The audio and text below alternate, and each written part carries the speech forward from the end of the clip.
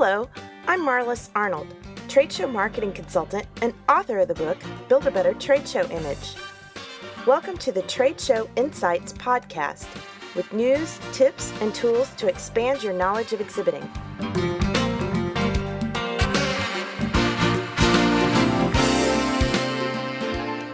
Today, for our special Earth Day edition, we're talking with one of the industry thought leaders in green meetings and trade shows about simple steps exhibitors can take to be more sustainable and inspire others to follow suit.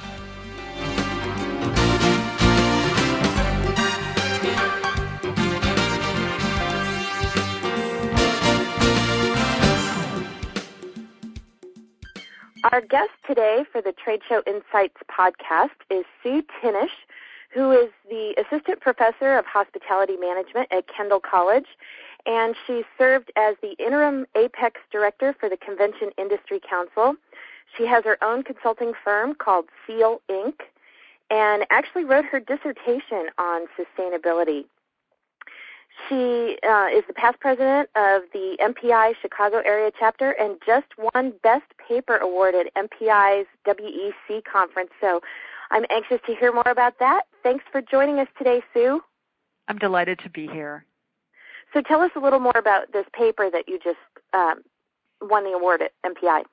Well, thanks for asking. It's a new feature of the World Education Congress for MPI, and they actually had a research track, which attracted, not surprisingly, many academics, so many professors that teach in the hospitality field. And so with one of my colleagues, I authored a paper on sustainable event marketing, and that was the paper that won Best Paper Award. I individually also authored a paper on actually the ISO 2121 standard, which deals also with sustainability, and that I had an opportunity to present at the conference also. Awesome. Well, congratulations again. Well, let's talk a little bit about you. You served as the Interim Apex Director. So tell us, first of all, for those who aren't familiar, what is Apex? What are the Apex standards? And how was that? How did that all come together? Sure. This is almost ancient history. It was in 2008. And really, APEX is an initiative of the Convention Industry Council, which is an umbrella trade organization. So many of the folks that were probably listening to this podcast are members of an organization that are also members of the Convention Industry Council, or CIC. Mm-hmm. And the Convention Industry Council has had this APEX initiative, which is really about bringing more accepted practices to the industry, and so that's what it stands for, Accepted Practices Exchange. And one of the more recent initiatives through APEX has been this focus on creating standards for more sustainable meetings, events, exhibits, trade shows, and conferences.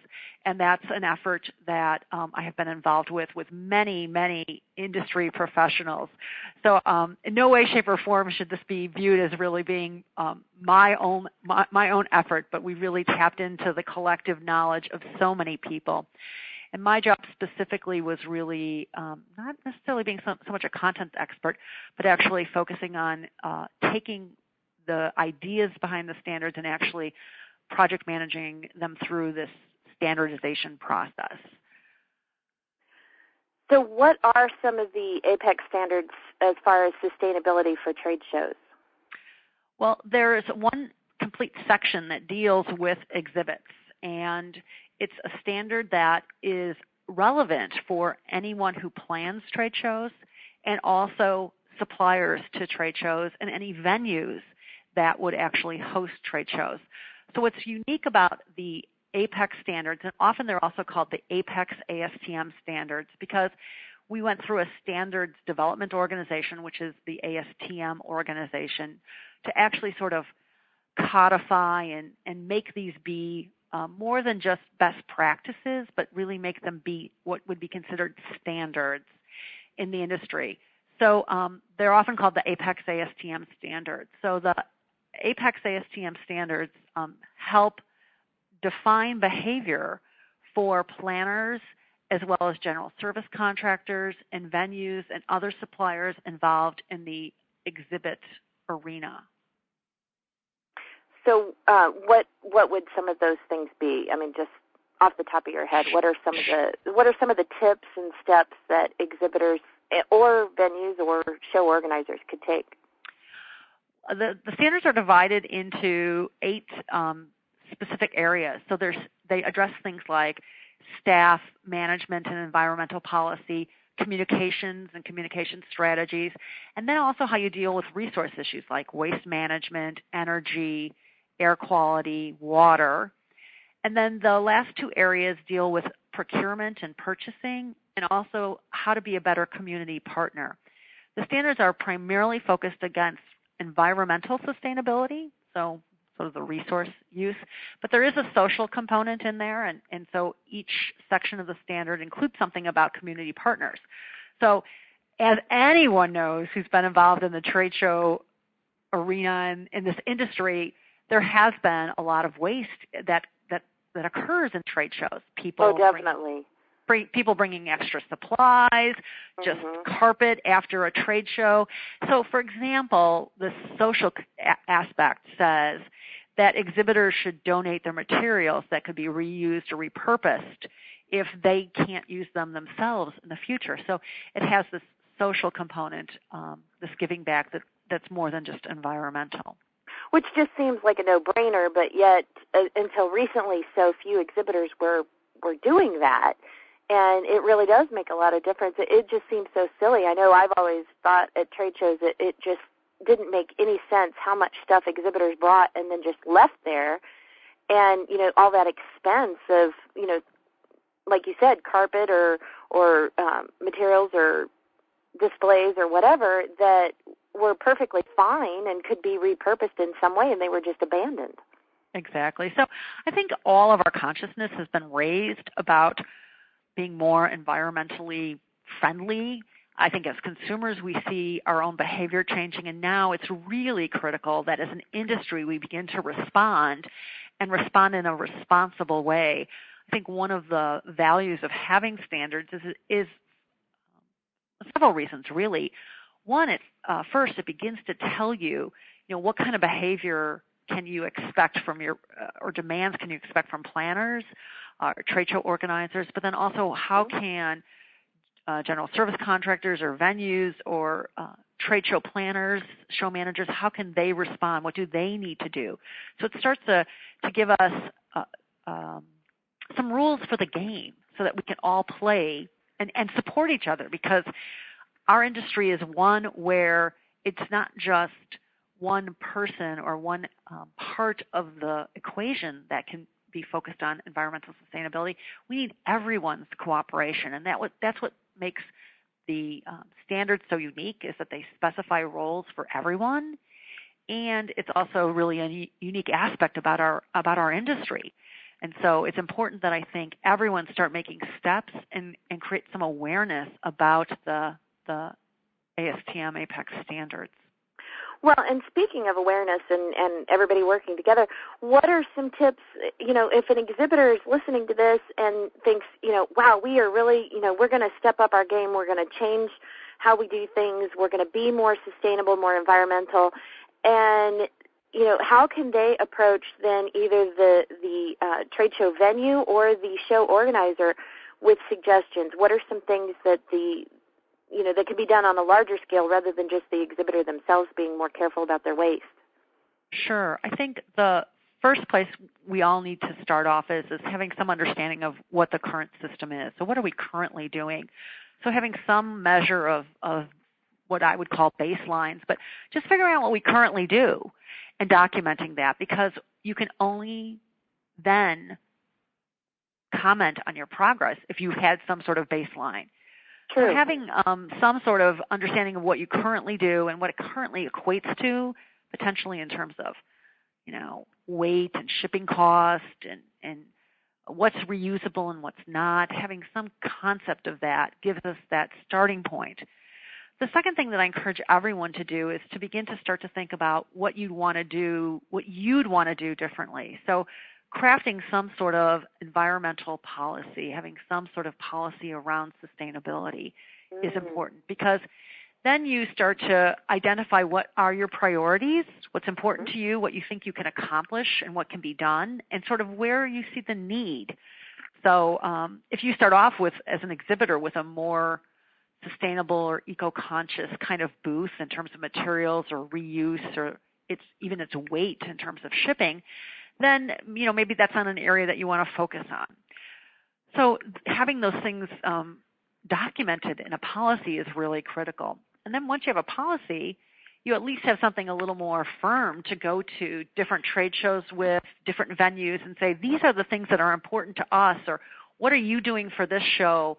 We are really concerned about being more eco-friendly and eco-conscious, and what can we do to support that? I think that even looking at the standards and using the standards gives you areas for thinking about low-lying fruit, areas that you can start to begin to consider. So just like a tangible example would just be samples and promotional materials. So what do you currently do, and is there some way that you can be more reasonable or ask the trade show manager what's reasonable in terms of attendance and expectations, or trying to shift that kind of material to some sort of electronic display or electronic delivery mechanism. So whether it's flash drives or QR codes or what, there's so many choices now. But thinking about doing those things. They're not only more environmental, but they're also more economical too. If you're not printing and shipping, thousands of brochures, instead you're delivering them as electronic PDFs. I mean, look how much you've saved just in the cost as well. Exactly. I think then, so really I've said, two things so far. Create a baseline, figure out what you're doing today. Don't be ashamed of where you're at, because the truth, the truth is the truth, and taking steps to be more sustainable is so critical, even baby steps. The second thing, having some sort of policy. The third thing I always advocate is beginning to talk to your vendors and the folks in your supply chain. So, for example, you might investigate some sort of transportation method like smart way transport, which actually addresses the reduction of fuel consumption for trucks and rail and reduction of emissions, so that you can start to think, who do we partner with today, and do we need to change our mix of partners or explore other options to become more sustainable? Or motivate your partners to become more sustainable. Well, exactly. So those kinds of changes, they require education, they require dialogue, it requires some time. So I think those are things that people can start doing today that will benefit them, whether there's demand or whether there's even the supporting infrastructure from a specific venue. Are you seeing more and more venues get on board with the standards and really trying to move in that direction? Yeah, absolutely. I think that more and more you see, convention centers, you see hotels, even large-scale hotels, trying to achieve LEED certification, which deals with the building, the actual infrastructure, and the built facility. And it's only natural, therefore, that they want to accommodate demand and accommodate changing norms around sustainability. And we do see increasing demand and increasing interest in using the standards. That's great, because I know I'm on the road a lot, and I've seen an awful lot of hotels over the years where just something as simple as I, take the newspaper that appears at my door every day down to the front desk and ask about recycling, and they're like, no, we don't do that. And it's like, that seems like one of the simplest steps ever to implement, is just to have a recycling collection. And so few hotels, until recently, now they're starting to do it. But I think that, like you said, that's a good point, is just making sure that we stay aware and communicate these concepts to the various suppliers and venues that we're spending money with. Absolutely. And it that whole level of cooperation and collaboration, if we all start moving and pulling in the same direction, we'll really be able to change this industry and really be able to make progress and be able to point to ourselves with pride. I mean, the last thing we want to ever have happen is sort of, in my opinion at least, is to have some sort of government regulation or to have a specific show be focused on for its waste, it's the stuff that it trashes, that it puts sort of in the waste stream. We don't need that kind of negative publicity. No. So just from brand management, making sure that there's no regulations, I think it's so important that we begin to act. Well, it's kind of a positive form of peer pressure. If more shows and more venues are starting to go this way, then the shows that are lagging behind are going to really have to step it up in order to continue to compete, too. Yeah, the standards give you a way to self-regulate and do some sort of self-assessment. Right. Well, so what else do you see on the horizon? What are some of the other things coming? What are some trends? I think sustainability, the whole issue of sustainability will continue to be important.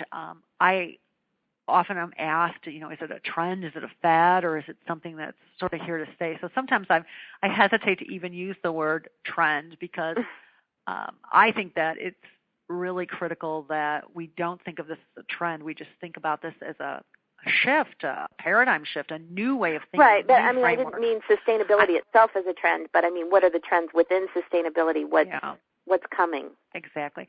I think the next area that we'll probably see some movement in is also reporting. I think you'll start to see some shows that meetings and shows that start to report out on the specific event. So there's another area that's been developing along with the APEX ASTM standards, and it's called Global Reporting Initiative, abbreviated. Everything is abbreviated in our industry as GRI. So GRI, Global Reporting Initiative. And GRI has been used by many large corporations, Coca-Cola, and other major companies to actually do reporting at the corporate level. But now we have event-specific sector guidelines for how we do reporting. And when we, with those guidelines, it really kind of standardizes reporting. So that's kind of the idea behind GRI. Just as accounting, income statements and balance sheets look the same because there's standards around accounting and how the reporting looks. And there's standards for financial reporting, like the annual report. Mm-hmm. This is a way to say, what would your corporate responsibility report look like, or your CSR report?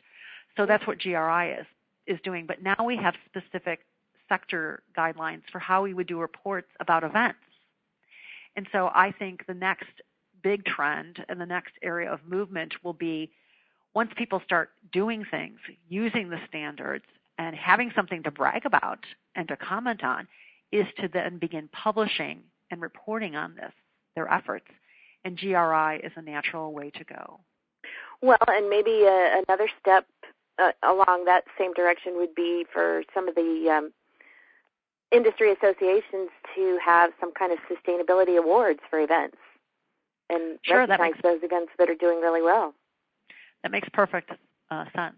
And we actually see some green awards given and by some associations, and I'd love to see that practice adopted in the trade show industry specifically. Great. Well, there's something we can work towards, right? Absolutely. Our next project. Yeah, exactly. The next bandwagon we should jump on.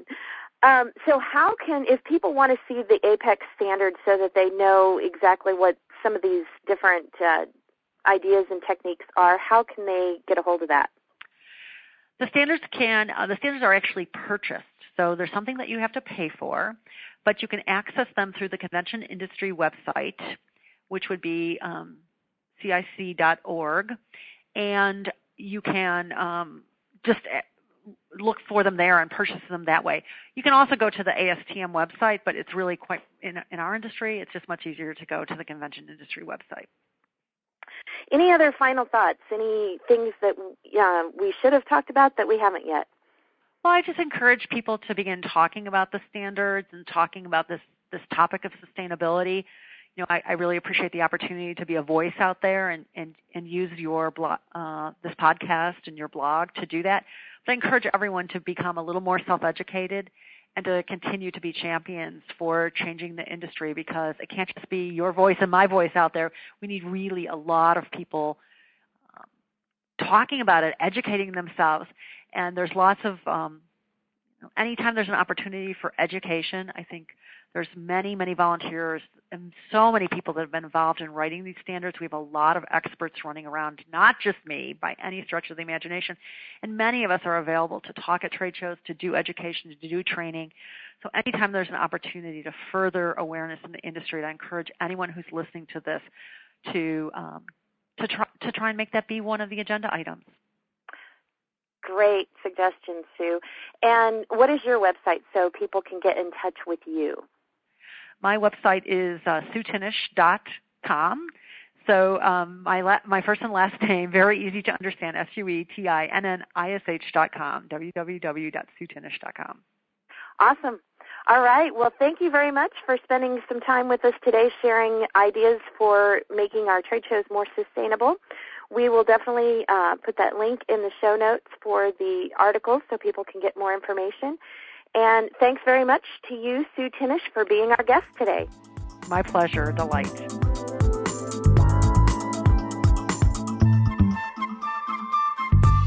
Trade Show Insights is protected by the Creative Commons copyright license.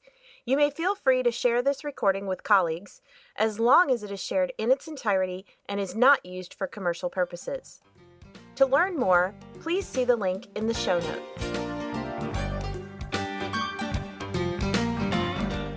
Well, that's it for this episode of Trade Show Insights. Be sure to check out our show notes at tradeshowinsights.com. Until next time, I'm Marlis Arnold. Thanks for listening.